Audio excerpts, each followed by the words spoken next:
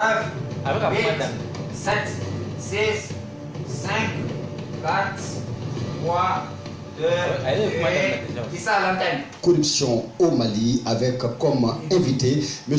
Youssouf Mohamed Bathily alias Ras Bach, porte-parole du CDR, collectif pour la défense de la République. M. Bathily, bonsoir et bienvenue. Bonsoir à toi. Merci à vous d'avoir accepté notre invitation. Avec plaisir. Merci beaucoup. Mesdames, Messieurs, notre second invité est le professeur Clément Dambélé, président de la PCC, plateforme de lutte contre la corruption au Mali. Professeur Dambélé, bonsoir et bienvenue. Bonsoir, monsieur. Merci à vous d'avoir accepté notre invitation. Merci. Et enfin, nous sommes en compagnie de M. Babarou Bokoum, secrétaire politique du SADI, parti SADI, Solidarité africaine pour la démocratie et l'indépendance. M. Bokoum, bonsoir et bienvenue. Bonsoir. Merci à vous d'avoir accepté notre invitation. Le plaisir. Merci beaucoup. Monsieur Bathily, nous parlons ce soir de transparence, nous parlons de corruption. Alors, pouvez-vous nous dire qu'est-ce que nous devons comprendre par transparence de la vie publique et qu'est-ce que la corruption? Merci beaucoup. La transparence, de manière très simple, s'entend par l'ensemble de règles, de procédures, de réalisation d'un fait, d'une action, d'un projet, qui soit rendu public et qui soit contrôlé par les citoyens. En un mot, c'est la sincérité dans la démarche d'une action. C'est pourquoi lorsqu'on parle de la transparence, il s'agit d'abord de s'entendre sur les règles qui régissent un domaine précis, que ces règles soient rendues publiques aux citoyens et que les faits qui auront été conduits sous prétexte de ces mêmes règles soient connus de tous afin qu'ils puissent évaluer les faits à la lumière des règles et que le résultat obtenu à l'issue soit aussi rendu public. Et s'il est satisfaisant, que les citoyens puissent l'apprécier. S'il n'est pas satisfaisant, qu'ils puissent le désavouer. Donc c'est la sincérité d'une démarche afin que rien ne puisse demeurer secret, obscur pour les citoyens. La corruption, de toutes les définitions qui ont été données jusque-là, celle qui a retenu mon attention et que je préfère le mieux pour l'un plus que tous, c'est celle de Transparency International. Définir la corruption comme étant, si vous voulez, la corruption est le fait qui consiste en l'abus d'un pouvoir reçu par délégation à des fins privés. Dans cette courte définition, vous avez trois notions. L'abus du pouvoir. Vous avez à des fins privées et vous avez la délégation du pouvoir. Ça veut dire que dans l'abus, la personne dépositaire du pouvoir est allée au-delà de ce que la loi lui a permis. Deuxièmement, ce pouvoir qui lui a été délégué, il l'a détourné à des fins privées.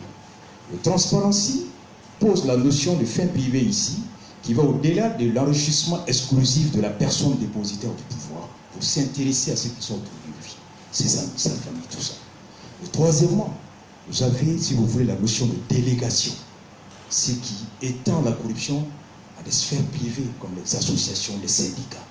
Donc, vous avez quelqu'un qui est dépositaire d'un pouvoir qui émane d'une autre personne pour un fait bien précis, mais qui l'en abuse pour le détourner à d'autres choses. Donc, toute personne dont la vie, l'existence, l'honneur et la dignité dépendent de l'intégrité de la personne dépositaire du pouvoir, subit les conséquences de l'abus de ces pouvoirs-là. Donc, voici pour moi, et pour prévenir la corruption, il est important pour toutes les personnes, pour tous les citoyens de la cité, de savoir les règles consensuellement préétablies dans tous les domaines, que ces règles soient connues de tous, dans toutes les langues, afin que chacun sache, dans ces domaines, quelle est la règle prévue. Deuxièmement, les faits qui auront été conduits sous prétexte de ces règles-là, que ces faits soient révélés au public, afin qu'ils puissent évaluer les faits par rapport à la règle, leur conformité. Le résultat qui était à l'esprit originel des règles, est-il conforme à ce qui a été obtenu? C'est cela, la transparence se résume en deux choses. La règle préétablie, la publication de ces règles, le contrôle du résultat, et la corruption se résume en trois notions. L'abus du pouvoir, le détournement des fins privées et la délégation du pouvoir, ce qui fait que personne n'échappe aux conséquences. Voilà. Et en voyant le lien maintenant entre la transparence et la corruption, pouvons-nous dire que la transparence empêche-t-elle la corruption de se développer? Évidemment, c'est une étape cruciale, substantielle. Pour que moi, Robert, étant employé de l'Africable, puisse, vous, Robert, animateur de cette émission, vous contrôler, il faut que je sache la règle qui régit cette émission d'abord. Que cette règle ne soit méconnue par personne de l'Africable. Et tous les citoyens et tous les employés de l'Africable sachent que par rapport à cette émission, voici les règles établies. Et que donc, comment Robert a établi ça? En connaissant la façon dont tu as conduit l'émission, par rapport aux règles préétablies, je saurais si tu l'as conduit conformément aux règles préétablies. Et le résultat a été quoi? C'est cela. La transparence permet aux citoyens de savoir que l'impôt que je paye, le pouvoir que je confie à telle personne, je lui donne l'impôt pour telle fin, je lui confie le pouvoir pour telle fin. Et donc, cette fin obtenue est-elle conforme à la procédure de décaissement de conduite? Le résultat est tel, ce qu'on avait voulu au départ. La transparence permet d'anticiper sur la corruption. Elle permet d'empêcher les dépositaires de l'autorité pouvoir d'en abuser. Elle permet d'empêcher les dépositaires de l'autorité pouvoir de s'enrichir et de ses proches. Elle permet aux citoyens de tirer sur la sonnette d'alarme dès l'instant qu'ils sentent qu'il y a un début ou une intention d'abuser, un début ou une intention de dévier, tout de suite de le ramener au respect du contrat social, au respect de l'esprit de l'autre.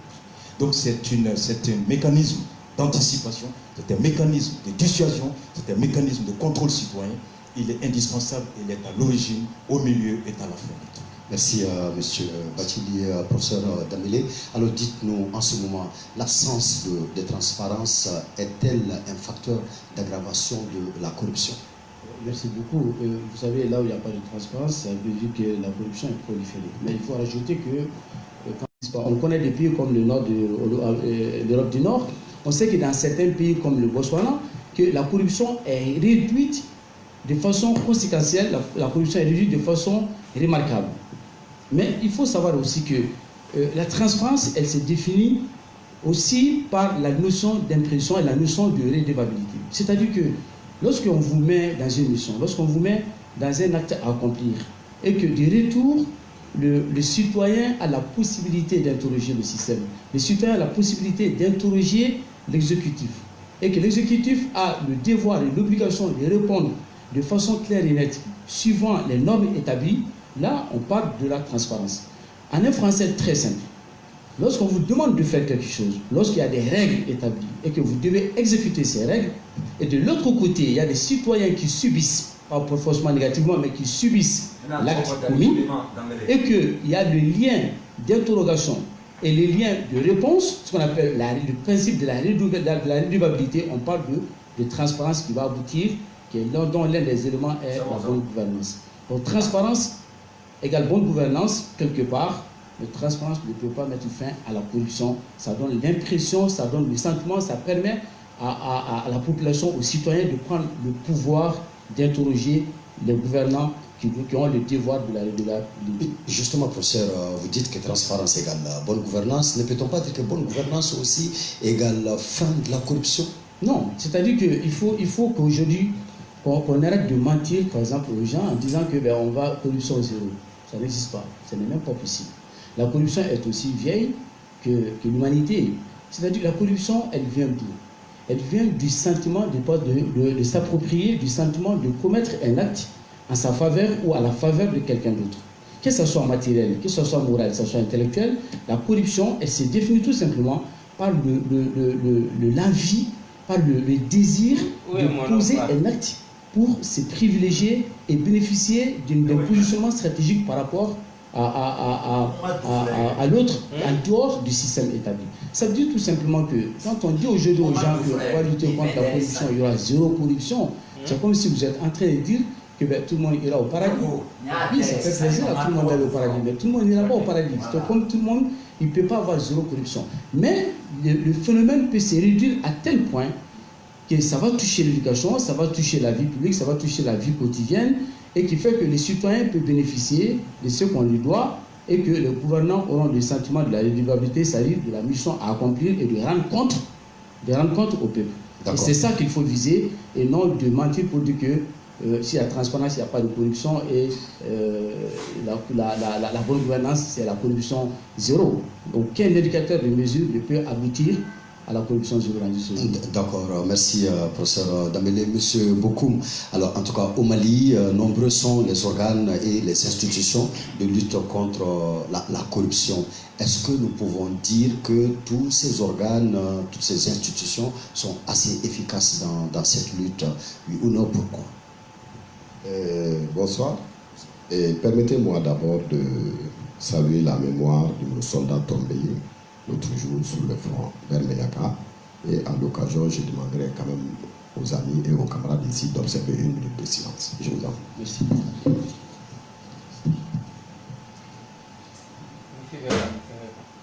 Je vous remercie. Et il est important de, par exemple, même la CENTIF, qui est une cellule d'information également sur les transactions et tout ça, qui sont autonomes, qui existent au ministère de la Finance et qui est lié directement au ministre des Finances et qui émet également des rapports réguliers mais confidentiels, parce qu'il s'agit des secrets bancaires, des fuites de capitaux, de la lutte contre le terrorisme, le financement et tout ça. Donc pour vous dire qu'il y a beaucoup de structures, mais en réalité, ces structures ont des modes de fonctionnement très différents. Et ces structures sont dotées de mécanismes qui les permettent réellement de pouvoir agir avec beaucoup d'efficacité pour atténuer la corruption au Mali. Quand vous prenez l'OCLE en réalité est une structure qui dispose d'un fonctionnement d'exception. C'est un fonctionnement d'exception.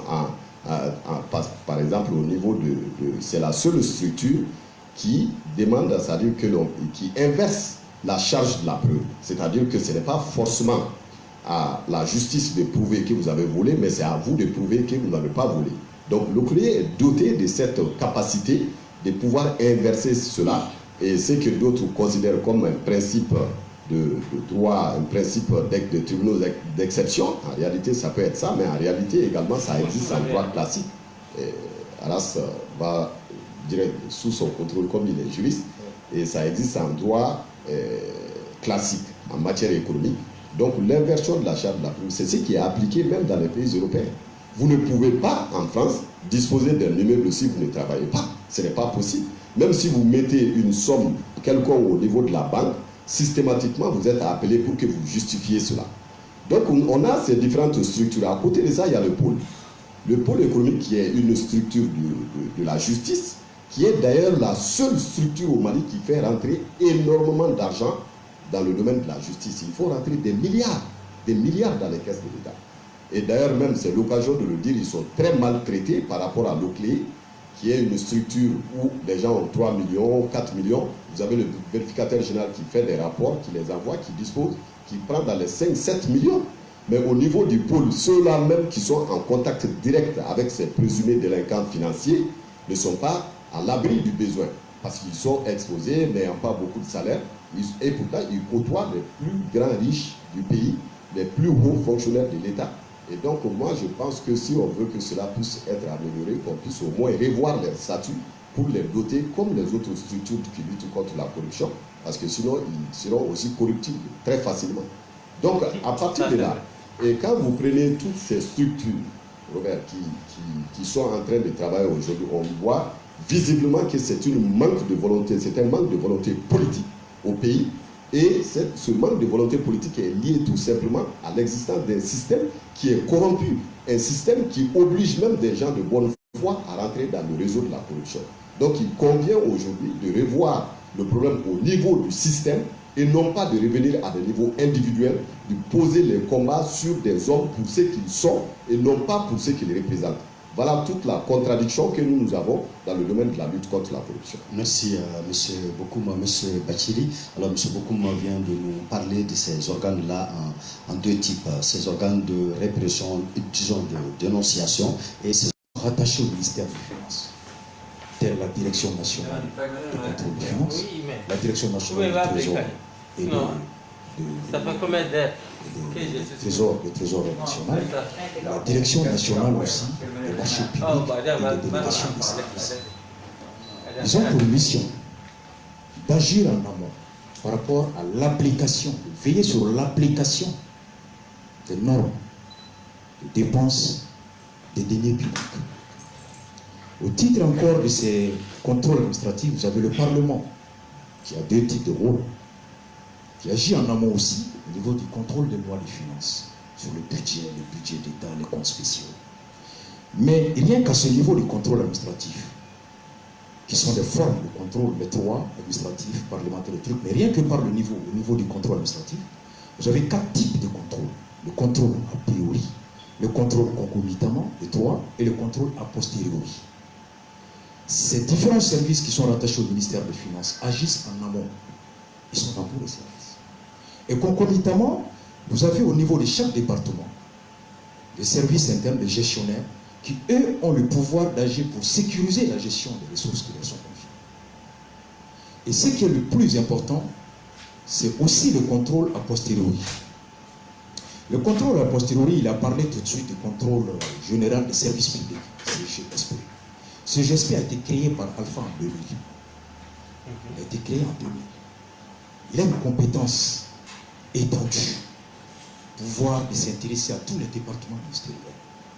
Plus que ça, il a la compétence de mener contrôle et l'audit sur tous les départements de services attachés qui reçoivent les fonds publics. Il a 4 missions. 1. Rechercher d'éventuelles pratiques de corruption. 2. Vérifier à la conformité des choses à l'exécution des marchés. 3. À la moralité des dépenses publiques. Et 4. Évaluer l'efficacité des services. Il a 2 départements. Un département d'audit qui vérifie l'exécution conforme aux lois et un département d'investigation qui a pour charge de rechercher les pratiques de corruption et de délinquance financière et économique. À côté de ça, vous avez aussi au niveau du contrôle a posteriori, le contrôle juridictionnel, qui commence d'abord par la Cour, c'est la Cour suprême, et qui est même constitutionnalisé, l'article 83 de la Constitution, à travers la loi organique numéro 96-71 qui régit l'organisation et le fonctionnement de la Cour suprême, qui dispose 3 sections, dont la section des comptes.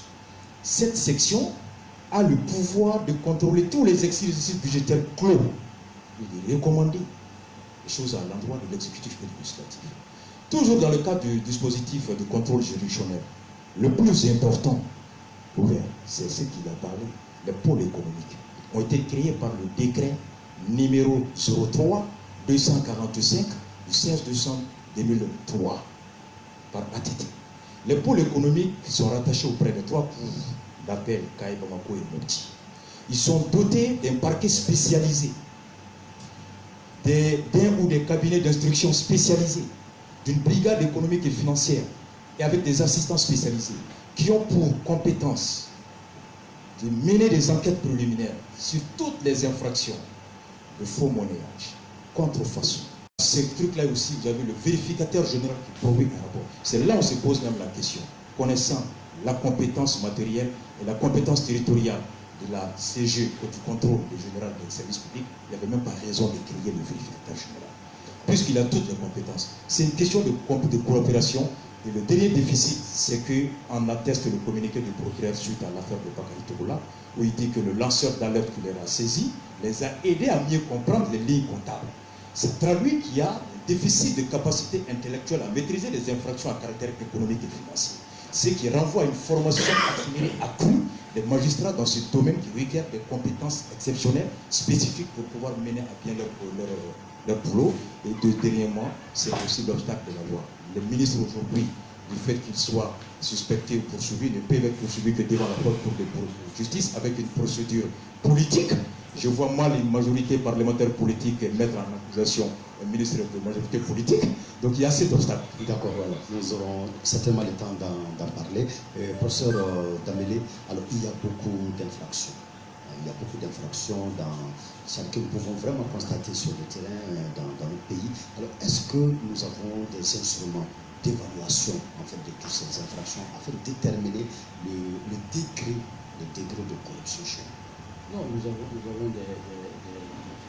des indicateurs de mesure, mais ce que je veux dire par là, ce soir je ne voulais pas en parler, mais quand Marou Kassogué, le procureur, dit que les lanceurs d'alerte dont je vais faire le nom ici, les a aidés à comprendre les lignes de calcul, parce que le lanceur d'alerte c'est un expert comptable, c'est quand même un comptable qui qui a travaillé à côté de Bagaï et qui connaît très bien le dossier. Cela ne veut pas dire que Kazogé est d'une insuffisance intellectuelle, bien de là. Je pense que c'est un magistrat qui est très bien expérimenté. Et s'il n'est pas comptable, qu'on l'aide à comprendre, cela ne veut pas dire qu'il n'est pas intellectuellement structuré. Mais je vais tout simplement dire que nous avons des instruments, des mesures qui est là. L'un des instruments de mesure, comme il a dit, c'est qu'il y a le vérificateur général qui produit un rapport. Il y a le travail qu'on peut mesurer par les différentes arrestations de tout l'économique. Il y a également les CENTIF qui contrôlent tout ce qui est les transactions informatisées, tout ce qui est numérique à ce niveau. C'est qu'aujourd'hui, nous pouvons prendre des différents éléments, les combiner pour dire qu'il y a un indicateur de mesure pour savoir le degré de corruption. Je vais vous donner un exemple. Si nous prenons par exemple le rapport du vérificateur général, 2015, nous prenons le rapport de la Banque mondiale, à la page 137. De la même année? La même année, 2018 plutôt, 2018. Nous prenons le rapport de l'Agence Transparency sur l'indicateur de mesure sur l'impression de la corruption. Nous prenons le rapport de Frédéric Ebert, 2019, avril 2019, dernier rapport. Nous prenons le rapport de l'Union européenne, qu'on appelle souvent le rapport du Canada, mais qui est produit par l'Union européenne, financé par l'Union européenne. Si nous prenons le rapport de l'Investment, on prend 14 rapports. On prend Afrobaromètre, tous ces rapports se combinent et quand on tombe, on prend le chiffre officiellement, nous tombons sur 250 milliards de francs CFA détournés.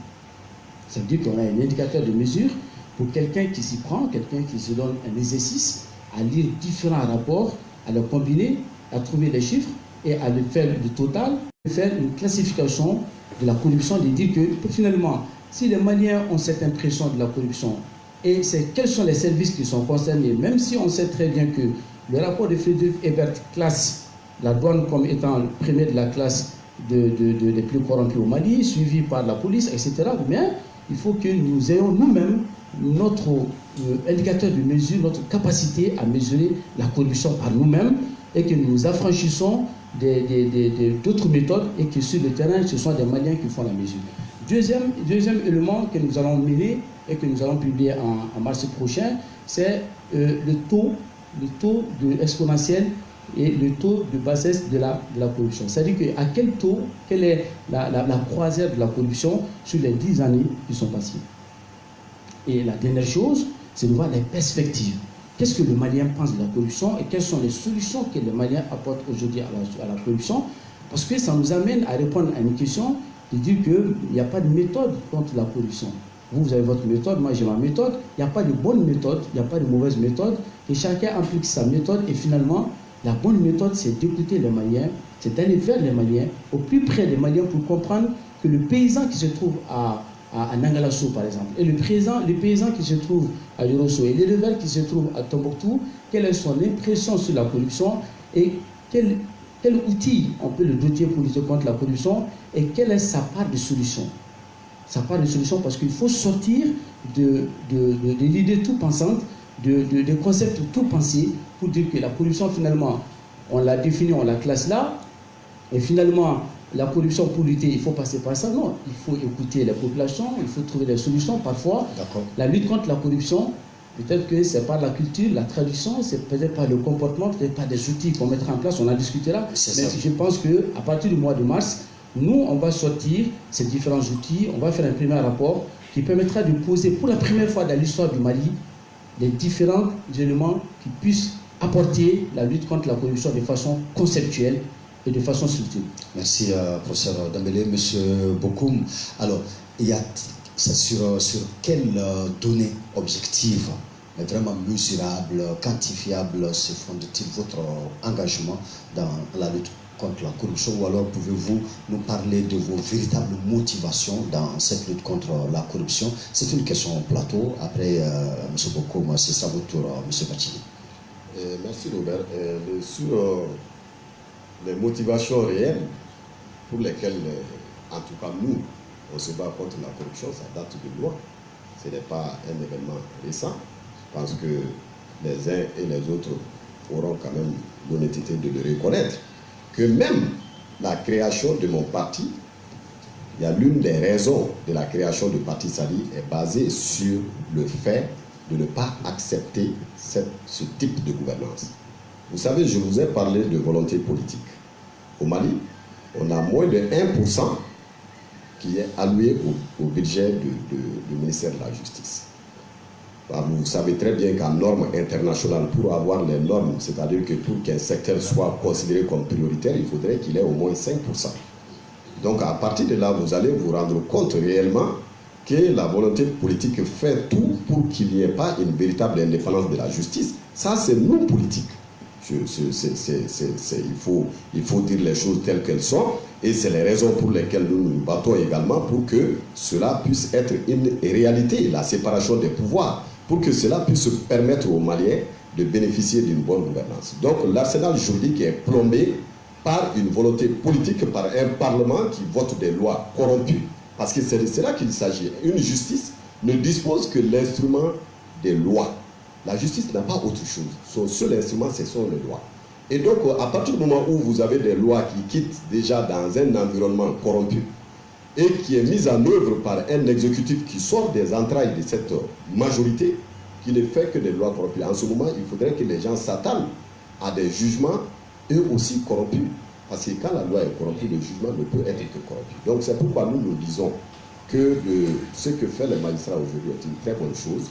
Ils sont en train de pousser, mais vous allez finalement vous rendre compte des limites de la loi en la matière. Et donc, ce qui nous motive, ce n'est pas les indicateurs. Nous, on n'a que faire des indicateurs de loi, je ne sais pas quoi, les FMI et tout ça. Non, ça ne nous intéresse pas. Ce qui nous intéresse, c'est ce qui est visible. Quand vous quittez ici, de l'école à l'hôpital, de l'école à l'hôpital, l'essentiel des citoyens est mis en second plan.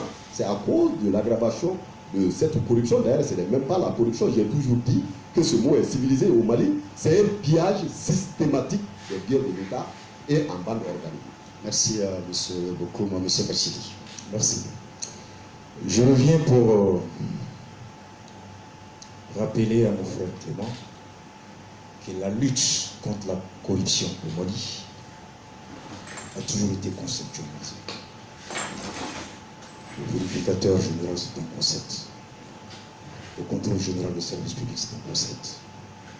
La direction nationale, le trésor, le budget public, tout ça, c'est des concepts qui ont pour mission de promouvoir la bonne gestion du denier, d'anticiper sur la mauvaise gestion et de réprimer les auteurs de ces répressions, de ces atteintes. Au niveau juridictionnel, on a les pôles économiques, on a le contrôle parlement, qui en amont agissent pour contrôler la loi des finances, qui à la fin a le pouvoir de contrôler l'action du gouvernement. C'est une question, comme l'a dit mon frère, de volonté politique. Ce n'est pas les concepts qui ont manqué dans ce pays. Il en existe énormément. Et des indicateurs, on les a toujours eus. 2014-2015, rien que le rapport des vérificateurs, 150 milliards. 2015-2016, on a chuté à 70 milliards à peu près.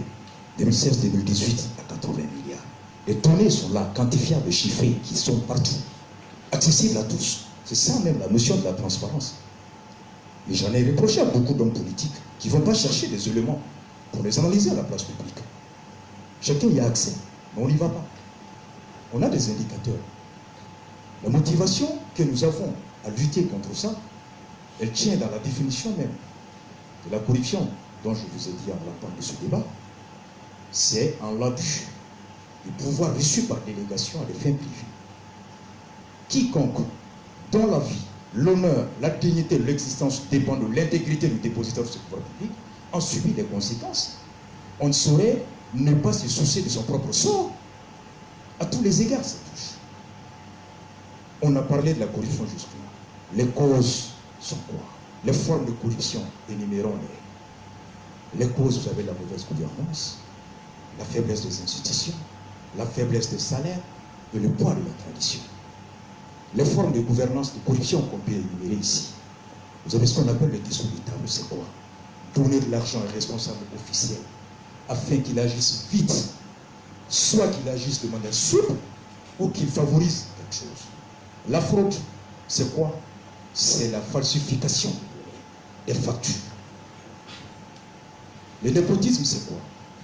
Octroyer des marchés des personnes sur la base tout simplement des liens qu'on a avec eux. Et vous aviez tantôt parlé d'une notion que j'aimerais vraiment que vous expliquiez au public, la concussion. Justement, c'est la connivence entre un dépositeur de pouvoir public et un bénéficiaire. Dans le mondial, ok, Union européenne, ok. Mais je vous ai dit, on parle du Mali. Le Mali lui-même s'est doté des institutions.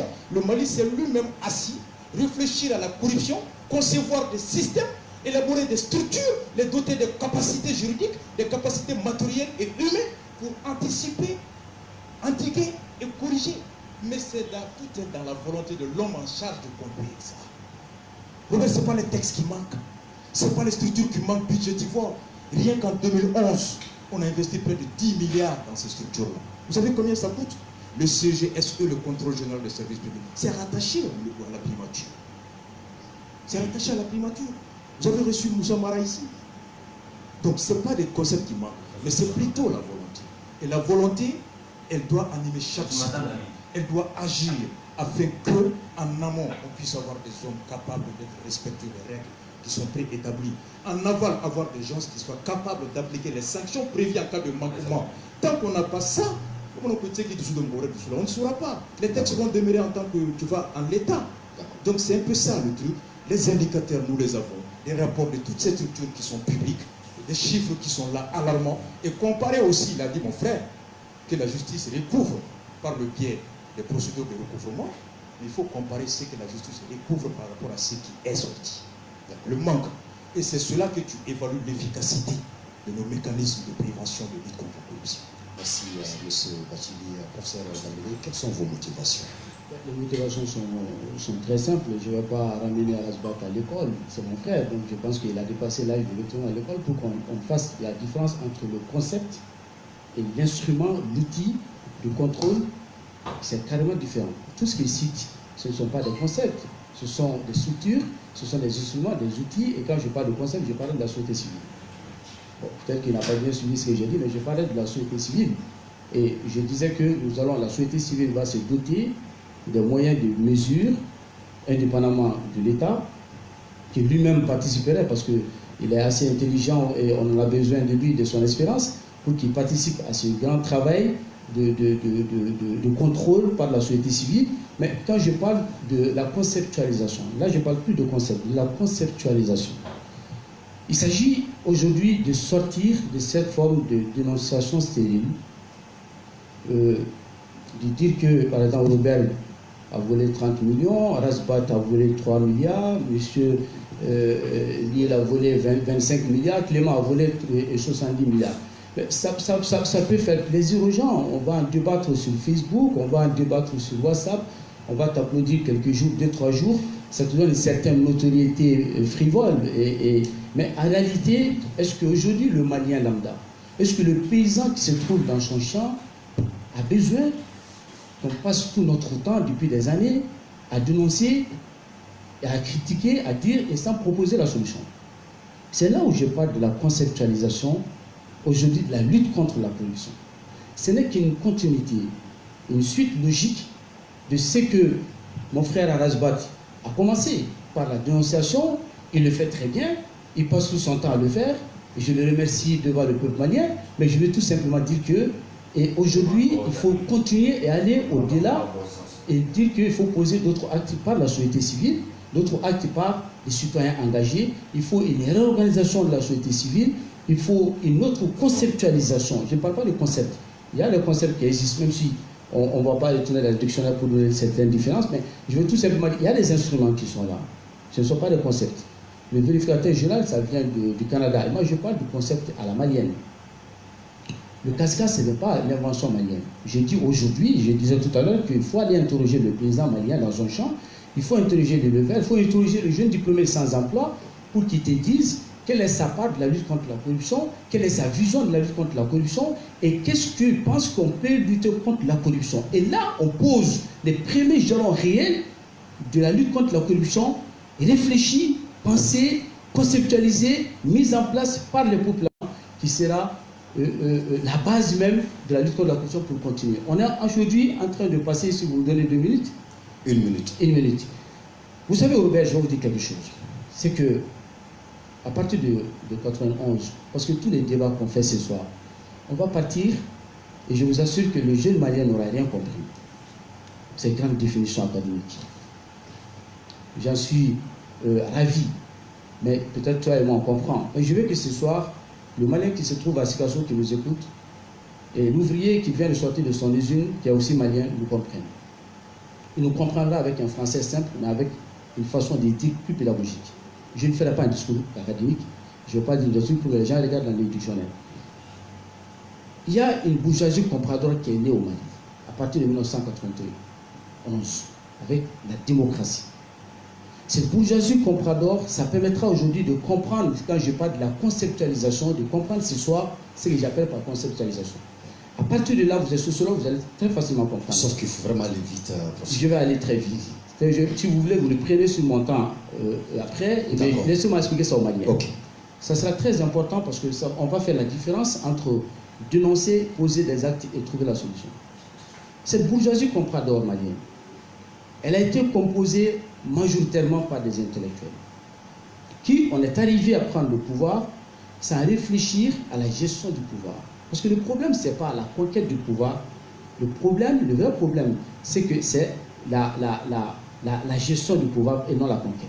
Et à ce moment, pour pouvoir accéder à certains postes, il y a beaucoup d'intellectuels, pas tout le monde, qui se sont déversés dans la politique parce que la démocratie, comme disait Rousseau, malheureusement, la démocratie est gérée par les politiques.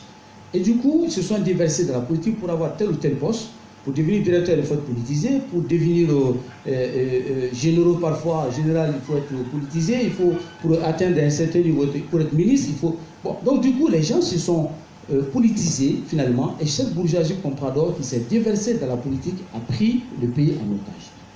Ça n'a pas suffi. En prenant le pays en otage, il y a une barrière qui est là, qui est l'aristocratie. Cette aristocratie a été pervertie à son tour par la bourgeoisie comprador malienne, qui n'est pas une classe sociale définie. On peut les retrouver à tous les niveaux, mais majoritairement des intellectuels. Et lorsqu'ils sont au pouvoir, qui sont devenus des hommes politiques, ont besoin, un moment, de s'accaparer du bien privé, du bien public. Et à ce moment-là, ils ont perverti l'aristocratie. L'aristocratie, ce sont les juges, ce sont des militaires, ce sont des enseignants, ce sont des douaniers, ce sont des gendarmes, ce sont des policiers. Et cette aristocratie, majoritairement, qui est là pour contrôler, qui est là pour mettre la barrière, le barrage, pour sauver, pour protéger le peuple, a été pervertie à son tour par la cupidité, a été pervertie par le besoin de s'enrichir. À son tour, elle a montré au bas peuple, elle a montré à la population malienne, au reste que nous sommes, que c'est normal qu'un ministre soit milliardaire, que c'est normal qu'un paysan échoue dans la vie, que c'est normal qu'un douanier puisse construire des villas, des immeubles, etc., etc. Que ce n'est pas grave qu'un président vole. Que ce n'est pas grave quand tu vois un général qui possède des milliards. Et c'est là, pour ne pas contrôler en bas, eux-mêmes sont corrompus à leur tour. Du coup, le peuple a fait les frais. Pour te schématiser, c'est comme quand vous faites une mauvaise fondation et que ça casse par le toit et ça tombe par le toit et le peuple est en bas. À ce moment, aujourd'hui, le travail de la conceptualisation, c'est quoi? Vous prendrez sur mon temps. Laissez-moi terminer ça, s'il vous plaît. Vous prendrez sur mon temps. Il faut que les Maliens comprennent ça, ce que, aujourd'hui, le travail de la conceptualisation de la lutte contre, c'est quoi? Dans un premier temps, c'est de montrer au peuple que c'est possible. Montrer aux jeunes diplômés sans emploi qu'il est possible de lutter contre la corruption. Ce n'est pas simplement d'en parler. Ce n'est pas par des insultes, mais par des actes posés, par une méthode structurée qu'on peut lutter contre la corruption. Deuxièmement, c'est de montrer aux dirigeants que désormais, on ne va pas simplement parler de vous. On ne va pas simplement dire vos noms, mais on peut vous arrêter aussi. Il y a le concours de circonstances Mali qui est là, un bon ministre. Khashoggi est là. Rasbat a fait ce travail depuis des années, il dénonce.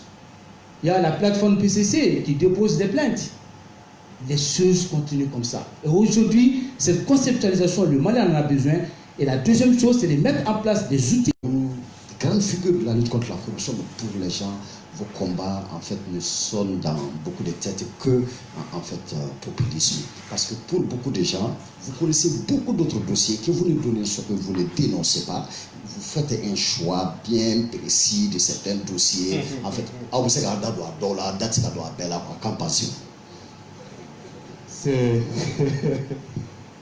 Je crois que ceux qui font ça, ils ne connaissent pas le Rasta. Je les mets au défi d'apporter la preuve que j'ai une connaissance d'un dossier important sur la corruption. Et pour X ou X raisons que je ne l'ai pas fait. Chez moi, il n'y a pas de sentiment. On est des amis, on est des parents, mais quand tu violes la loi, je le dis en face. C'est un principe chez moi. Je vais à l'école de Clément. Je n'ai pas d'école. Non, comme je suis... Non, à votre âge, Tu n'as pas me ramener à l'école. Mais là, je vais à votre école. À votre âge, je ne vous reçois pas dans mon école. Non, il n'y a pas d'âge pour l'école. Non, mon frère, non. Il n'y a pas d'âge pour Restez l'école. Même à 90 ans, on est élève. Continue. On est déjà plein d'apprendre. Restez dans votre école. Clément, tout ce que Clément vient de dire, c'est très bien. Je ne crois pas que le paysan des situations pour lesquelles il prétend se battre comprend ce que c'est bourgeoisie contre l'aristocratie. C'est des termes trop élevés. Moi, choqué pour éduquer est un terme comme ça. C'est à partir des faits concrets qu'on invite les gens à comprendre la loi. Je ne sais pas si vous étiez au Mali, Modibo Keïta a conceptualisé la lutte contre la corruption. Il s'agit de l'histoire, dont les témoins vivent encore. L'opération Taxi. Il y en a beaucoup d'exemples. Soumana Sako, Modibo Keïta, M. Traoré. Il y a des comportements à l'école, lycéen, volés. Ça a été enseigné, mais après perverti. Donc, on ne va pas polémiquer sur la notion conceptualisée, c'est vraiment des mots. Mais des actes concrets, comme il parle, je suis d'accord. Il y a à dénoncer, il y a aussi à poser des actes. Qu'est-ce qu'un contrôleur citoyen, un citoyen ordinaire peut faire et doit faire selon la Constitution malienne? La loi le dit, la Constitution dit que chaque citoyen a l'obligation de présenter, afin de défendre la présente Constitution, qui garantit la liberté des droits fondamentaux, le respect de la propriété privée et du denier public. Et en cela, il est dit que quiconque a connaissance d'une intention ou d'une action délictuelle ou criminelle a l'obligation, pas un devoir, l'obligation de le porter à la connaissance des autorités poursuivantes. C'est à eux de poursuivre. Notre mission, c'est de dénoncer. Je ne suis pas juge pour juger. Je n'ai pas l'autorité d'aller arrêter l'administrateur pour le traduire. Je dénonce avec des faits. C'est pourquoi, lorsque l'on avait eu connaissance que jamais les tissus basins n'avaient été taxés au Mali, de tout le temps, suite à mes investigations au niveau de la Direction nationale du commerce et de concurrence, que j'ai découvert que jamais le basin n'avait été taxé à son titre réel. Parce qu'il y a ce qu'on appelle le tarif commun extérieur, qui dit que les basins sont taxés à 20% de leur prix d'achat. Mais on les importait sous d'autres titres, popeline, tu vois, des spaghettis, des tissus, des friperies, et donc on payait 5% au lieu de 20%. J'ai écrit à l'actuel secrétaire général de la présidence, Ben Barka, à l'époque qui était vice-président. Modibo Keïta était le premier ministre, pour leur faire une note juridique là-dessus. D'accord? Et à la vérification, ils ont dit qu'à partir du 1er janvier 2017, ils vont commencer à taxer les basins. C'est pourquoi les basins ont commencé à être taxés de 5 000, ils sont arrivés à 6 000 francs. C'est pourquoi même demain, certains marchés n'aiment pas le rasta. Ça, c'est un fait. Deuxièmement, on vous dit des faits. Deuxièmement, lorsqu'il y a eu beaucoup de... Quand on a des actes comme ça, et on se doit de les porter à la connaissance des autorités poursuivantes. Moi, j'ai vu, par exemple, quand vous avez parlé tout de suite de votre théorie, vous savez ce qu'on dit là-dedans? Partout où vous entendez la corruption, interrogez-vous sur la frontière entre la logique administrative de l'intérêt général et la logique économique de l'intérêt privé. S'effrite, l'homme politique se retrouve dans l'intérêt privé. Concrètement, pour que le paysan comprenne, dans un langage très simple, l'homme politique aura un pied dans la fonction publique et un pied dans l'entreprise. À partir de la fonction publique, il a les éléments constitutifs des marchés d'appel d'offres publics, il les fournit à sa société qui conçoit l'appel d'offres conformément aux éléments, et là, il a le truc. Un exemple frappant.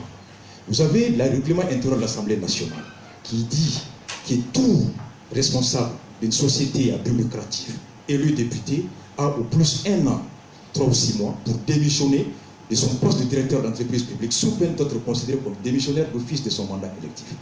Jusqu'à preuve d'aujourd'hui, Adi Nyangado, directeur de l'agence immobilière, émargeait au nom de sa société, et c'est au président de l'Assemblée qu'il revenait de constater directement et de saisir la Cour constitutionnelle pour vacances et convoquer l'élection.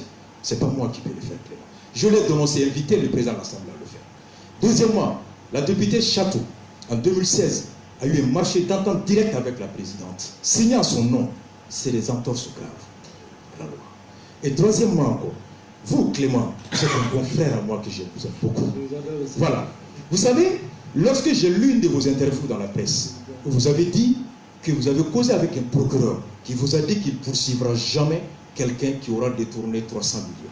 Que pour que lui, il le poursuive, il faut que le préjudice atteigne 4 à 5 milliards si je ne m'abuse. Et que dans ce cas, tu lui as demandé que le procureur t'aurait répondu que dans ce cas, celui qui aura détourné aura sa part, moi, procureur, l'autorité pour soi, j'aurai ma part. Je l'ai dit, suivant le code pénal, tu as l'obligation de fournir le nom de ce procureur-là. Un. Deuxièmement, je dis à Clément, en privé et pas publiquement, je dis à Clément, vous êtes co-initiateur de la plateforme PCC avec Mamadou Sissé Koulibaly, qui a dit l'investigation, c'est pourquoi. Et pour en terminer, vous savez, quand les enfants ont proféré des injures dans le rap, et quand il y a eu l'affaire de scandale d'agresse relaté, j'ai tenu plus de 4 conférences au Carrefour des Jeux. On a confié Daniel Tessouga, à l'époque procureur général, qui était avec mon ministre, mon père, mon Al-Bati. On a convoqué Tereta, ministre de l'administration et de l'agriculture. On a étalé tous les documents. Les cotons-cruiteurs, on les a invités. Vous savez ce qu'on a dit? Quand on a fini, j'ai dit que le CDR est une organisation de renforcement des capacités des citoyens. Juridiquement, nous n'avons pas qualité à pouvoir saisir la justice. Parce que pour saisir la justice, il y a aussi des conditions à remplir, qui sont au nombre de 3. Avoir qualité, intérêt et avoir l'objet. Capacité. Nous n'avons pas qualité parce que nous ne sommes pas une société créée, nous sommes créés uniquement pour lutter contre la corruption comme Transparency International, publier ce que vous consommez comme au Gabon.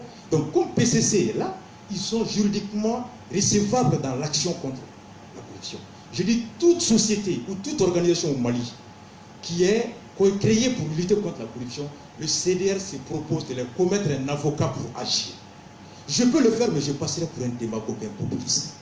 Je vais porter plainte. Les radios vont dire, à porter plainte, mais moi-même, je sais que ma plainte est irrécevable pour défaut de qualité.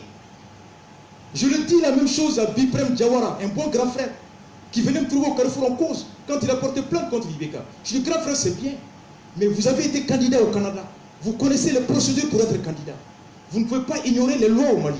Mais comment vous pouvez aller directement saisir la haute cour de justice, sachant qu'il y a une procédure? Est-ce que vous voulez tout simplement attirer les médias sur votre personne ou sur la cause que vous prétendez défendre? Donc quand vous dites qu'aujourd'hui beaucoup passent pour nous dans ces combats comme des populistes, des démagogues, et que certains nous prennent pour ça, ils ont raison. Parce que la lutte contre la corruption, j'en ai fini, c'est pas, et je le dis, c'est ce que je dis à mon frère, toutes les organisations que je connais, Survie, dont j'aime beaucoup les livres, les Javier Verzas, Gloire Silence, France Afrique, beaucoup d'autres livres, Transparency, que je suis beaucoup, publier ce que vous consommez ailleurs. Vous savez, pour mener l'investigation, il faut être discret.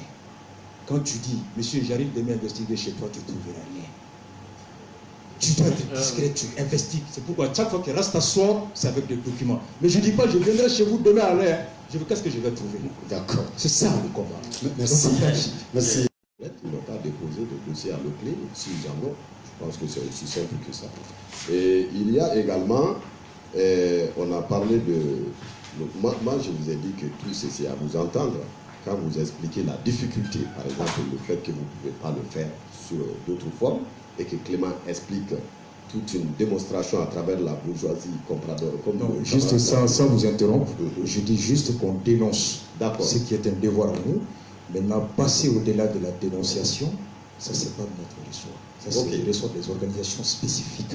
D'accord. Les dossiers, je peux vous en citer 10 ici que je fournis. Non, faites les pas capitaliser le débat. En fait c'est pour dire que vous dites la même chose. On dit la même chose, mais comme vous savez, comme j'ai toujours dit que c'est un problème de système, si vous dénoncez à la radio, sinon en principe, dès qu'une dénonciation est publique, la justice doit s'en saisir.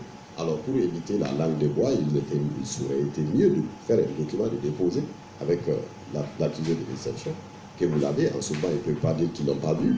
Mais moi, je pense que ce n'est pas une question de justice. Je l'ai dit, il faut éviter de trop espérer sur la justice malienne dans sa lutte contre la corruption. Aujourd'hui, les juges sont en train de passer un message.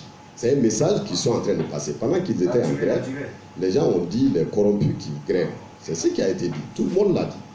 Nous, on a été les voir. Ils nous ont très bien dit que, comme c'est ce que pense le peuple malien, on va venir montrer où se trouve la corruption. Ils l'ont dit il y a des mois. Donc ce qui fait aujourd'hui les juges, il ne faut pas que les gens pensent que c'est de la blague ou c'est de la démagogie. Non, ils sont en train de dévoiler les lacunes de notre système. Ce système qui essaye de pointer tout le temps le doigt là où il n'y a pas le problème, de trouver toujours des boucs émissaires. Donc c'est pourquoi aujourd'hui nous attendons, je dis, quand vous parlez des politiques, parce qu'il est important aussi pour vous de faire la différence toujours, parce que c'est important quand vous dénoncez certains, mais c'est une honnêteté aussi obligatoire et morale pour vous de dire en tout cas tel ou tel ne font pas partie. Parce que quand vous ne faites pas cela, vous ne rendez pas service au pays. En s'attaquant aux politiques de façon systématique, vous ne rendez pas service. Pourquoi? Parce que tout simplement c'est le politique qui est appelé à gouverner. Et quand on va gouverner, même le CDR va se transformer en politique et il va devenir un instrument également que les gens vont rejeter parce que vous aurez fait en amont un travail contre la politique. C'est pourquoi il faut faire la différence entre les hommes politiques et faire la différence avec la politique qui est tout simplement l'objectif de vouloir trouver un moyen de pouvoir gouverner dans la transparence et dans une véritable justice sociale. Donc maintenant, quand vous regardez en tout, moi je dis, c'est l'occasion pour moi de vous dire, Clément, et puis le camarade Arassa, que, comme vous l'avez dit, vous êtes un mouvement d'éveil citoyen et tout. Et vous êtes une plateforme. Vous êtes de la matière première. Quand je vais donner une explication un peu en termes industriels. Vous êtes une matière première. Vous ne servirez à rien et vous risquerez de retourner là où vous êtes si vous n'utilisez pas les machines pour devenir un produit fini. Parce que vous allez continuer à dénoncer. C'est l'arme seulement que la démocratie là, actuelle vous est donnée. Mais vous ne pouvez pas changer les lois. Vous ne pouvez pas imposer et vous ne pouvez pas arrêter quelqu'un. Alors qu'est-ce qu'il faut faire? Et la machine, c'est le politique. C'est la politique. C'est les partis politiques. Et regardez sur l'espace les partis qui vont sur les mêmes orientations que vous, qui souhaitent les mêmes choses que ce que vous réclamez, pour lesquels vous prétendez vous battre. Eh bien, s'il y a des partis qui sont sur ces chemins-là, il serait souhaitable de comprendre que vous avez affaire avec un système tellement lourd et le degré de corruption est tellement immense au Mali. Ce n'est pas un petit jeu. Hein. Vous avez bien compris, vous avez compris à chaque fois vous-même que vous soulevez des trucs, vous avez vu la capacité de nuisance de ceux qui sont impliqués. Donc les intérêts sont immenses. Et en continuant de cette manière, vous risquerez tous de vous faire liquider un à un. Et ce n'est même pas une question qui est à discuter. Donc pour mettre en œuvre ces pensées-là et ces visions que vous souhaitez pour votre peuple, il serait souhaitable de regarder sans complexe les mouvements ou les partis qui sont également que dans cette même logique, nous devrons respecter les principes de séparation du pouvoir. Nous ne pouvons pas aller nous mêler à la justice dans sa lutte, parce que ça, c'est sa lutte. Nous sommes des politiques. Maintenant, ce que je peux dire en revanche ici, et je suis une voix autorisée pour le dire, en tant que secrétaire politique, je le dis, que si la justice a un seul petit élément contre le député Sadi, le parti Sadi va faire un document officiel pour demander à l'Assemblée de lever son immunité et de le remettre à la justice. Ça a été pareil pour les maires. On a dit que les maires veulent gréver. Nous avons fait appel à nos maires. Nous les avons dit, vous ne pouvez pas gréver pour ça parce que non seulement vous violez le principe de séparation des pouvoirs et puis vous voulez défendre quoi? Qu'est-ce que vous voulez défendre? Il est dans une procédure. Attendons la fin. Et donc il est clair que notre position dans la lutte contre la corruption demandait peut-être aux autres partis politiques. N'importe quel député, n'importe quel élu, n'importe quel membre du parti Sadi qui est impliqué dans une histoire quelconque, dans le cadre de la corruption, eh bien, il sera remis à la justice. Cela est une certitude. Maintenant, allez suivre des mouvements de société civile dans leur combat, parce que ce que vous n'ignorez pas, ces mouvements qui se disent société civile sont plus politiques que nous. Et quand nous les approchons, ils disent non, non, non, on ne veut pas de politique. Mais en réalité, eux sont plus politiques que les politiques. Parce que c'est eux qui mènent le jeu politique. Et c'est eux également qui défendent toute la lutte, parce que dans leurs contradictions internes aujourd'hui, ils sont en train d'anéantir une belle opportunité de donner un virage de changement au Mali, un virage où tout le monde aura bénéficié des avantages de cette lutte. Donc il convient aujourd'hui que ces sociétés civiles, ces différentes sociétés, acteurs de la société civile, ces mouvements, qu'ils comprennent qu'il y a un tournant qui est là et qu'on n'a qu'à essayer d'éviter de dire qu'on n'est pas politique. On n'est pas un parti politique, c'est différent d'être politique. Aujourd'hui, Bathily peut dire qu'il n'est pas un parti politique, c'est clair, mais il est politique. Et la politique est une démarche qui est une suite logique de pouvoir concrétiser ce que vous souhaitez pour votre peuple. Sinon, vous ne disposez pas d'instruments pour le faire. D'accord. Merci à M. Bokoum. Vous n'êtes pas loin. Hein. Vous avez fait 8 minutes. Ah oui, ils ont fait 9 minutes. Je suis en train de transférer. Une chose sur ton plateau. Merci. Merci. En fait, moi, mon plateau manque de fond. Ah bon, nous, on n'a pas d'argent. Nous, on n'a vraiment pas d'argent. Voilà, donc il faut vraiment penser, il faut penser à nous. Un seul mot pour terminer. Nous, les partis politiques, nous ne servons à rien sans ces mouvements-là. Et ces mouvements ne parviendront à rien sans les mettre dans l'industrie pour qu'on puisse produire un modèle de société pour le peuple malien, quitte qu'aux gens de consommer ou de ne pas consommer. En tout cas, il y aura un problème. Merci, M. Bokoum. Donc, quitte. Chacun a fait 9 minutes. Maintenant, professeur, je viens à vous et cette fois-ci, je vous demanderai, et vraiment à vous tous, continuons toujours sur la base du principe de 4 minutes par question. Vraiment, je vous en prie, ça nous permettra de traiter de beaucoup de questions. Alors, professeur, et maintenant, nous entendons parler de beaucoup de gens inquiétés par la justice et, comme je le disais, cette hyper-médiatisation de ces dossiers-là. Finalement, cette médiatisation accrue de ces dossiers de corruption ne coche-t-elle pas, par exemple, un principe de droit, celui qu'on appelle la présomption d'innocence? Non, pas du tout. Quand vous suivez dans certaines cultures judiciaires en Europe, quand un procureur, et quand il y a un grand fait dans la société, le procureur a l'obligation de faire un communiqué, d'expliquer, de faire une conférence de presse. Et je ne vois pas de problème quand Kazoké sort.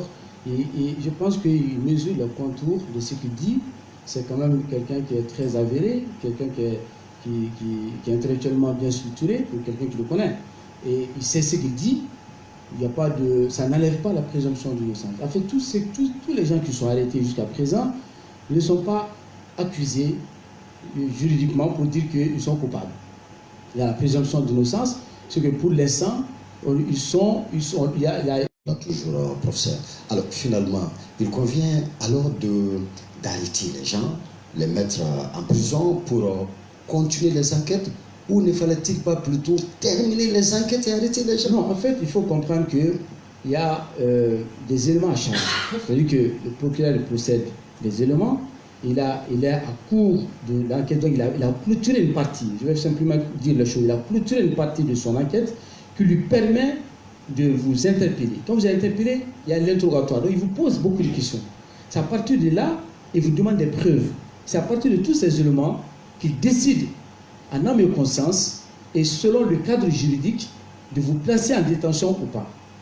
Il peut vous libérer en continuant l'enquête. Il peut vous garder en prison selon la teneur de l'acte posé. Il me reste 1 minute. Je voulais juste répondre ce soir parce que j'ai entendu beaucoup mon frère ami à la Zbat parler de ses procureurs. L'histoire se passe en 2004. 2004, je prenais l'avion pour aller en France parce que j'étais venu en vacances. Et je l'ai dit, dans l'avion, quand on a discuté, il y avait un monsieur qui était à côté, il y avait une dame entre nous. On parlait du Mali, de la corruption. Le monsieur, il m'a dit, moi-même, je suis procureur. Je suis procureur et je n'arrête pas quelqu'un s'il n'a volé que 2 milliards, parce que je peux trouver ma part, et s'il n'a volé que 300 milliards, je le mettrai en prison. Moi-même, je suis procureur et le Mali, c'est comme ça. On a discuté dans l'avion, comme il a l'habitude de prendre tous les jours des avions. Il doit savoir que tu discutes beaucoup avec les gens. À ce moment, je ne vais pas prendre l'identité, le nom, le prénom. Et je pense que dans ma conférence de presse, c'est ce que j'ai bien dit et j'ai été clair là-dessus. Et s'il a la vidéo, vous revoyez la vidéo, c'est ce que j'ai expliqué. Deuxièmement, les maisons. J'ai toujours dit que nous sommes en cours d'investigation. Il me demande une liste où on n'a même pas fini. J'ai dit qu'on a fini pour ACI Amdalay et qu'il y a d'autres ACI qu'on n'a pas fini. Donc je ne vois pas pourquoi il est pressé d'avoir la liste. Sinon, il peut venir se joindre à moi pour qu'on continue l'investigation. D'accord. La dernière chose, si vous me permettez. De vous stopper. Non, si vous me permettez, okay, si vous voulez, vous ne me donnez plus la parole. Je vais quand même vous répondre. Parce que nous sommes sur un débat. On est sur un débat. J'ai le droit. S'il vous plaît, professeur. Non, j'ai le droit de dire quand on me reproche des choses qui ne sont pas fondées. Professeur, s'il vous plaît. Vous pouvez me laisser éclaircir mon frère qui a accepté d'aller dans mon école. Donc dans ce cas, c'est mon élève et je dois apprendre les choses. Je vous en prie. En fait, il ne nous reste plus Il ne nous reste plus que Non. 17 Ce minutes. soir, je voulais apprendre S'il au vous vieux plaît. Arasta D'accord, de vous voir aurez... comment on doit faire l'investigation. Professeur, C'est un grand frère. professeur, s'il vous plaît. S'il vous plaît. Peu importe. En fait, on aura l'occasion, je pense, hein, on aura l'occasion, pour moi, ça, on va peut-être appeler ça C'est juste un conseil première manche. fraternel. Il y aura la seconde manche, professeur. Non, il n'y a pas de manche. Il n'y a pas de D'accord. combat entre Arasta et moi. Monsieur Bokoum, nous sommes... Non, Vraiment, nous dirigeons vers la fin de cette émission. Alors, il ne nous reste plus que 16 minutes, donc moi je dirais 15 minutes en tout. Alors, je vais vous donner à chacun 5 minutes maximum. Quoi. Voilà. Maintenant, sur une dernière question. Pour lutter contre la corruption, alors, faut-il appuyer mais vraiment sur les leviers de la punition, de la Constitution tout de suite, ou sur celui de la prévention? Voilà. Merci Robert. Je vais parce qu'ils font, vous avez parlé de présomption d'innocence, ce n'est pas la justice, c'est eux-mêmes, les pilleurs même, qui s'exposent de façon ostentatoire avec les biens volés au niveau de l'État. Aujourd'hui, tu vois un pauvre, demain il se réveille avec des grosses voitures et des villas partout, et il a la fierté de montrer qu'il est un gros voyou. Et comme il n'y avait pas de répression derrière, les gens se montraient. Donc il n'y a pas, moi je ne vois pas la question de la présomption d'innocence, c'est le réflexe du Malien dans une façon de comment on appelle, de démocratie populaire, de révolutionnaire, où les gens vont même jusqu'à désigner les coupables avant parce que tout simplement c'est visible. Ce qui est volé est visible. Donc moi je pense qu'aujourd'hui il est clair. Vous avez parlé des instruments, qu'est-ce que nous pouvons faire pour lutter contre la corruption, etc. Aujourd'hui la corruption a envahi, on n'a pas parlé des trucs de culture et tout ça, il y a des détails. La corruption, on ne peut pas l'éradiquer, mais il faut l'encadrer. Et ce n'est pas seulement la transparence, mais il faut réprimer. Et réprimer de façon claire, sans état d'âme. Vous avez au niveau, et la répression ne doit pas être des fonctionnaires. Moi, je suis désolé, Bakary Touroula n'est pas mon problème, hein, ni Alama. Moi, mon problème, c'est que ceux qui tiennent lieu du pouvoir, les décideurs, le législateur, celui qui légifère, et celui qui incarne le pouvoir exécutif soient des gens corrompus. Cela est extrêmement grave. C'est là-bas où il faut permettre à la justice de déverrouiller. Et nous, les politiques, vous allez nous voir, nous attendons qu'il arrive au niveau de blocage de la loi, et bien nous allons nous engouffrer dans la brèche pour demander l'ouverture et la clarification dans ce domaine, qu'il n'y aura pas de privilégiés au-dessus de la loi au Mali, et qu'eux, ils ne peuvent pas piller l'État, et que tout les seuls permis et rien aux autres, et que cela soit aujourd'hui légiféré. Vous avez les passeports. Quand je vous dis que la corruption est tout ce qui est légal, aussi au Mali, c'est important de le savoir. C'est tout ce qui est légal. Les passeports, vous avez un seul document à 2 prix. Avant, c'est parce que le policier prenait un peu, on a dit non, on récupère. Mais on a fait une loi pour autoriser au monsieur à payer. Si vous êtes rapide, vous payez 100 000. Si vous êtes moins rapide, vous payez 50 000. C'est une légalisation de la corruption. Un seul document ne peut pas avoir 2 prix. Ça n'existe nulle part. Donc, au-delà de ça, vous avez au niveau de la douane des TS qui sont validés par des lois. Et on sait très bien que les TS, c'est pour le douanier. Et donc, on taxe tout le monde et on donne à des individus et au-dessus de la loi. Si ce n'est pas à cause du pouvoir qui leur ont été conférés, comme l'a dit Arasbach, le pouvoir qui leur ont été conférés, ils ne peuvent pas nous arrêter pour me demander un rond. Donc moi, je pense qu'au niveau ici, pour lutter contre la corruption, la lutte contre la corruption passe par la liquidation du système actuel. Il faut être très clair. Ça passe par la liquidation du système et la mise en œuvre et la mise en place d'un État avec tout simplement les principes de conception, les conceptions des nouveaux États avec les principes d'une participation effective de la citoyenne et de la masse et de la classe laborieuse dans l'exercice du pouvoir et dans les moyens de contrôle. C'est à ce seul moyen qu'on va s'en sortir. Sinon, quand vous demandez bien qu'à la Nimna, c'est bien qu'à la Kaïtsegaï. Maintenant, il est clair aujourd'hui qu'au lieu de considérer que les classes politiques sont pourries, c'est la même manière quand vous dites que la religion, quand vous dites que les religieux sont pourris, vous ne rendez pas service à la religion, parce que les gens vont fuir les mosquées. Si vous dites que les médecins sont pourris ou des assassins, personne n'ira à l'hôpital. Alors faites en sorte de faire la part, quand vous dénoncez le politique, de savoir qu'au moins celui-là est sur une ligne, même si je ne l'aime pas, même si je ne suis pas son combat. Et tous les combats, on le sait, du début jusqu'à la fin, sont toujours une connexion intergénérationnelle. Nous, ceux qui étaient là-bas depuis la lutte clandestine, se sont mélangés entre eux et nous sommes aujourd'hui ceux-là qui suivent d'autres mentors que nous n'avons aucun complexe de reconnaître. Merci. Donc nous voulons un changement au Mali et il le faut. Merci M. Bokoum, M. Bathily. Alors, qu'est-ce qu'il faut faire vraiment pour qu'il y ait beaucoup moins de corruption au Mali? Merci beaucoup. 5 minutes. N'oublie pas que Clément a eu 4 minutes. Beaucoup mais moi, on a eu 4-4, comme c'est le professeur ici, il doit être très clément. En fait, j'ai 3 solutions. Et je suis très heureux aujourd'hui, dans la réponse de Clément, de déceler qu'il y a lieu de lui prodiguer des conseils.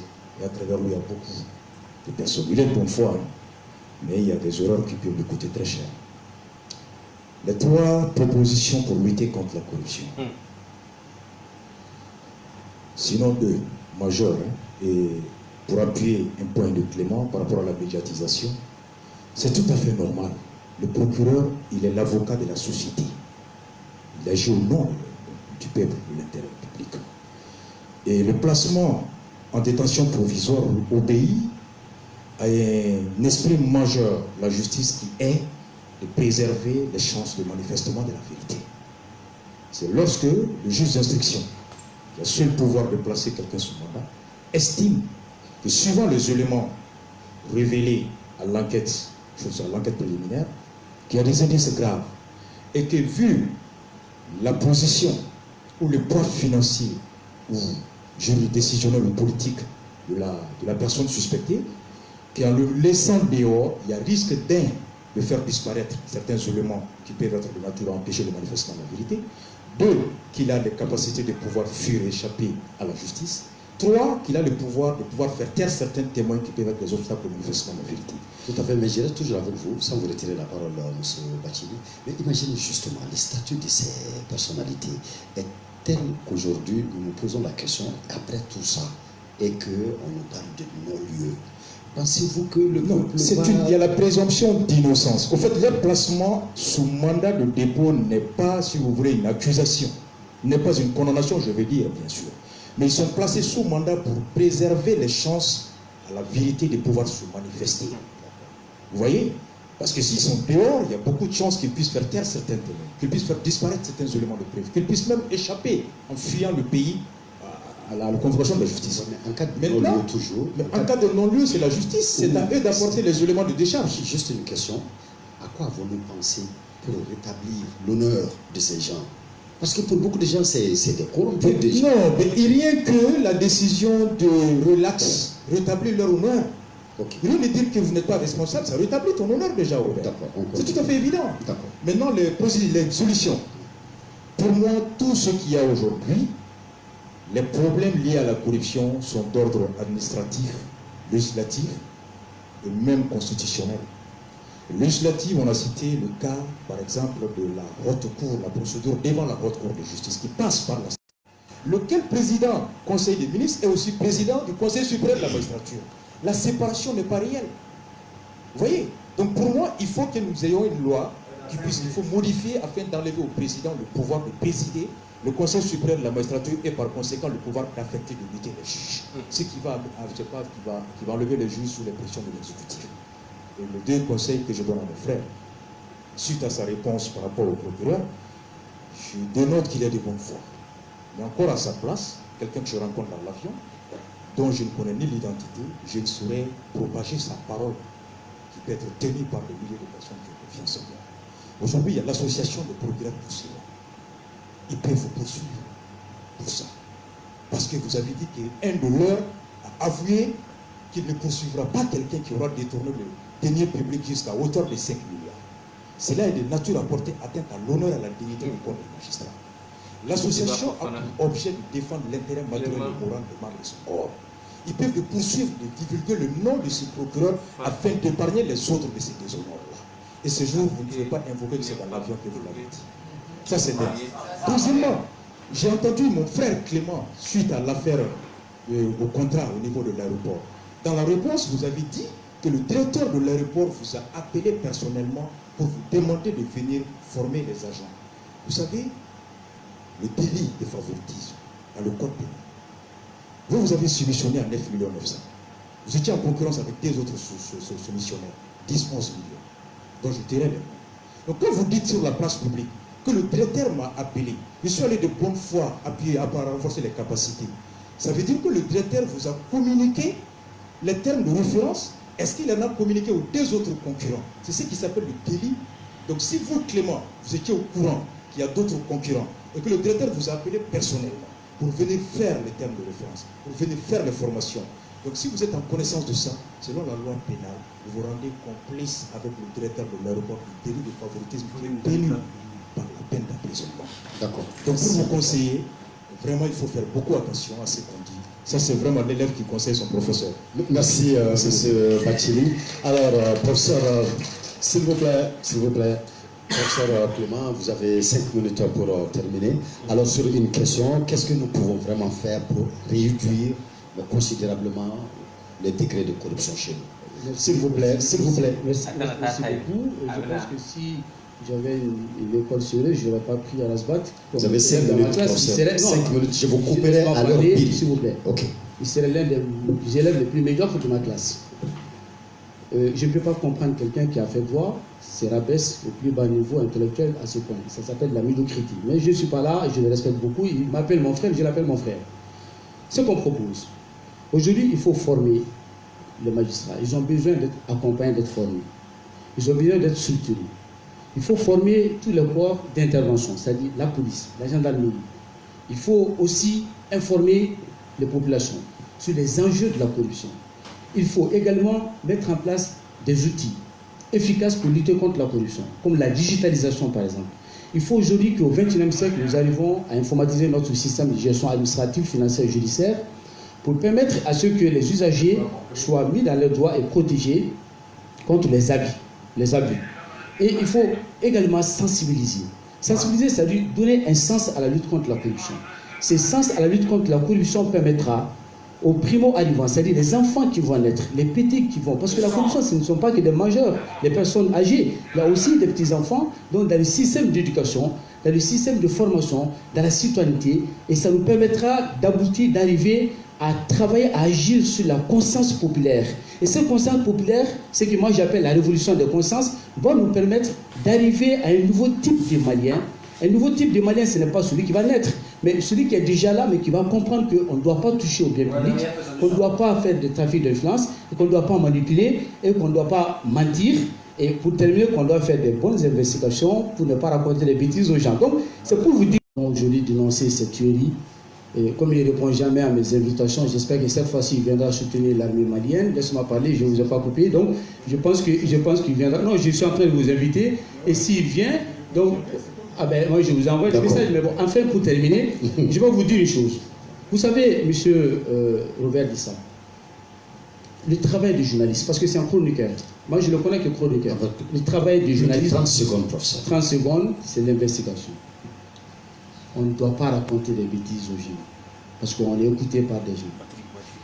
L'investigation, c'est d'abord la richesse des pièces à conviction. Tu ne peux pas parler parce qu'on t'a donné quelque chose. Apparemment, Clément pose un problème à Rasbat, il veut même que j'aille en prison. Il fait un clin d'œil au procureur de l'association pour dire ah, Clément doit aller en prison. D'accord. Mais je veux tout simplement dire que je fais la différence entre l'animateur et quelqu'un qui pose les actes. Si vous avez des dossiers, de vous arrêter s'il vous plaît, vous pouvez dénoncer, amenez-moi, je vais aller porter plainte. Parce que je suis au-delà de ça. Moi, je porte des plaintes. Si vous avez des dossiers, avant d'aller parler à la radio pour animer la galerie, amenez, on va déposer la plainte ensemble et on va voir les résultats. Merci beaucoup. Merci, professeur Dambélé. Alors, vous pouvez applaudir maintenant, hein, vous pouvez vraiment applaudir maintenant. Voilà. Ok.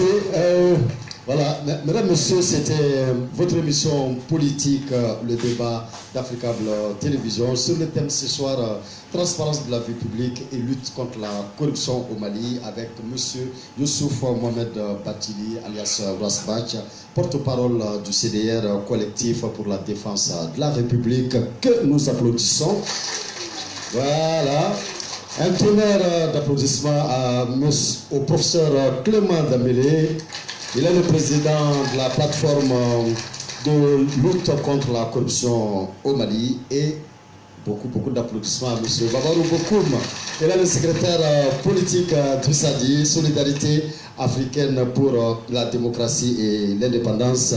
Mesdames, Messieurs, vous étiez très nombreux à vous interroger si ces débats allaient pouvoir se tenir tranquillement, dans la convivialité. Eh bien, ça y est, on a pu le faire. Merci.